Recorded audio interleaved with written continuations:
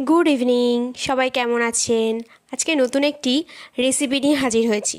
Basically আমি রান্নার video, খাবারের ভিডিওটাই বেশি দেখাই, রান্নার ভিডিও দেখানো হয় না। তো আজকে আমি যেহেতু রান্না করছি তাই ভাবলাম একটু আপনাদের সাথেও শেয়ার করি। এই যে পনিরটাকে একটুখানি ছোটো ছোটো করে কেটে ভেজে রেখেছি ফ্রাই করে। তারপর এর সাথে আমি আবার একটু ধনে জিরে বাটা করব শিলে, সেটাও নিয়ে নিয়েছি। লঙ্কার গুঁড়ো, হলুদ গুঁড়ো, নুন আলাদা করে রেখে দিয়েছি। তার মুখ করতে পেস্টটাও হয়ে গেছে। তারপরে কড়াইতে তেল গরম করতে দিয়ে দিয়েছি আলুগুলো ফ্রাই করব বলে। আর এই যে একটু মশলাটা কষিয়ে নিলাম। আলু ফ্রাইটা আর ভিডিও করে দেখানো হয়নি, আসলে একাই করছি ভিডিওটা, তাই আর করা হয়নি।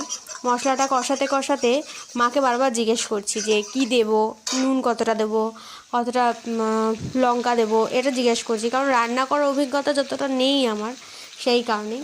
তার সাথে মশলাগুলো কষাতে কষাতে কষানোর পরে তারপর একটু জল দিয়ে দিলাম। জল দিয়ে এটা ফুটলে নামিয়ে নেব। একটু সামান্য গরম মশলা দেবো।